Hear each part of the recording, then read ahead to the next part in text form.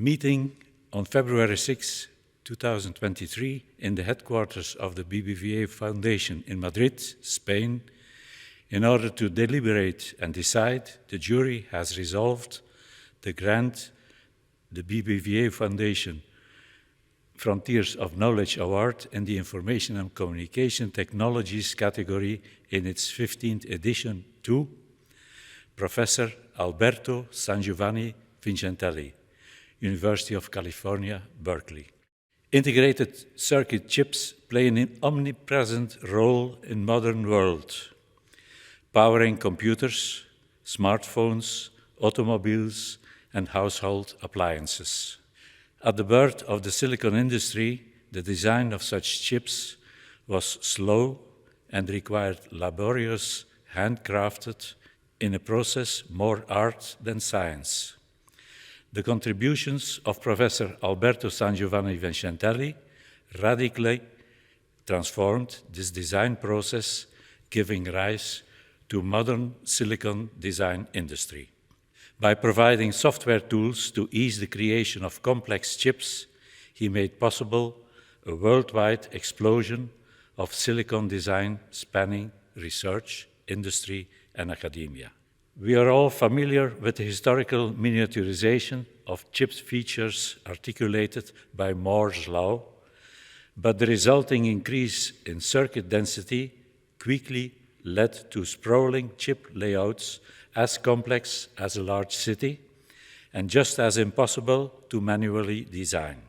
Over a span of 3 decades, Professor Sangiovanni Vincentelli created a rich ecosystem of electronic design automation techniques that revolutionized and remain at the core of how we build computer systems. First, Sangiovanni Vincentelli invented novel methods to dramatically speed up simulators of circuit behavior, allowing designers to model and test increasingly complex ideas before building expensive chips. Second, he formulated ideas of logic synthesis, enabling designers to create silicon systems through the expression of programming language commands. For example, a simple addition command needs to be synthesized into hundreds of composite logic gates. The synthesis tools he created automate this translation and enable formal verification of their correctness. Third, he developed algorithms for geometrically placing and connecting these logic blocks on a chip for optimal performance and lowest power. The subsequent creation of an entire industry of silicon computer-aided design bears witness to the durability and importance of these ideas. Cadence and Synopsys, 2 technology giants co-founded by Sangiovanni Vincentelli to integrate EDA ideas into powerful software platforms, collectively drive the entire silicon industry. Their design tools are used in every single computer chip built today. A prolific inventor, outstanding educator, and successful entrepreneur, Sangiovanni Vincentelli created innovations, algorithms, and methodologies that define an entire industry and made possible the vast tapestry of today's electronic systems.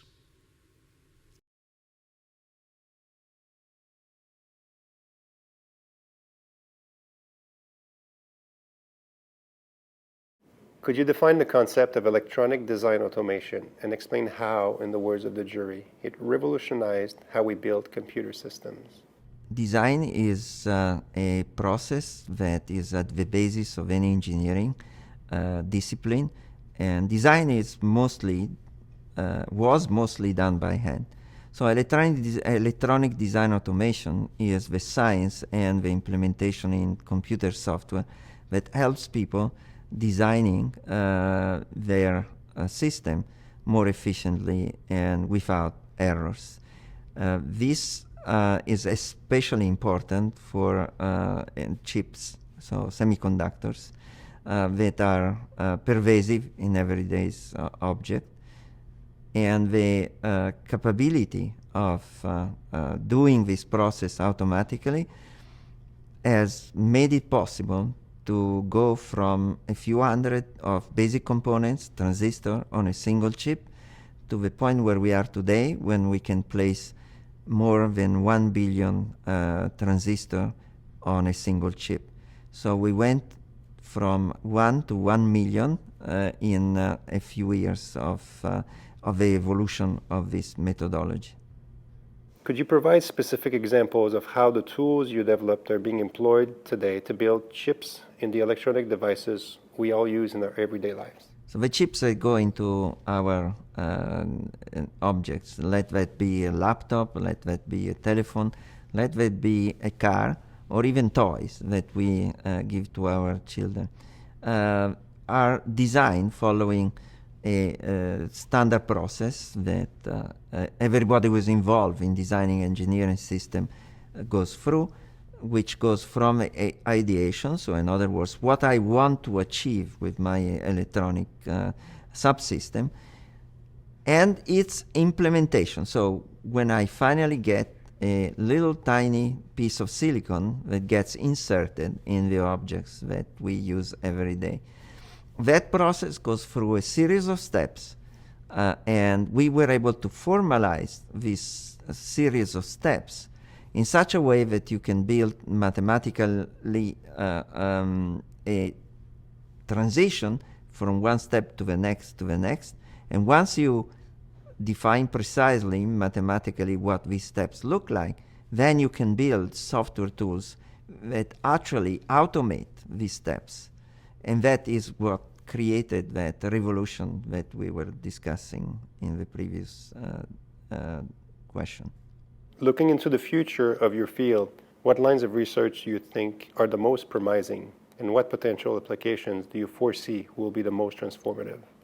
Now, since we have been able to master the complexity of designing electronic systems, then we are thinking about how to extend the tools and the algorithms that we develop to different fields. And that is not as easy as it seems, because every field, of course, has its own characteristics. And one important characteristic is to be able to do that rigorous development of the various steps and the formalization of these steps.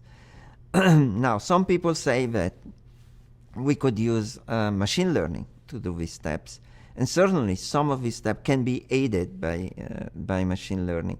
But no, you cannot do everything with machine learning, because we know more than using machine learning algorithm. We know a physics principle, and using that, we can guarantee the performance of our tools. So this is the most important line of research, if you like, in my field. But the applications that we're looking at, besides things like automobile, airplanes, and buildings, is actually biology. So in my opinion, this is the most promising avenue, considering how important it is to design drugs to cure diseases in a rigorous way, so that they don't have side effects. They are produced in much faster way than they are produced today. They are tested quickly. And in addition to that, we can use them to create life forms that are not existing in nature, to engineer these life forms to perform specific tasks. Now, this is possible, and in fact, a student of mine has developed a theory and its application to synthetic biology, and has even formed a company, which is called Asimov, that is implementing this way of thinking. In addition, one of the companies that I helped founding has just completed an acquisition of a company that is active in the domain of drug discovery, which will help humanity in ways that we cannot foresee now, but in 10 years can revolutionize that domain as well.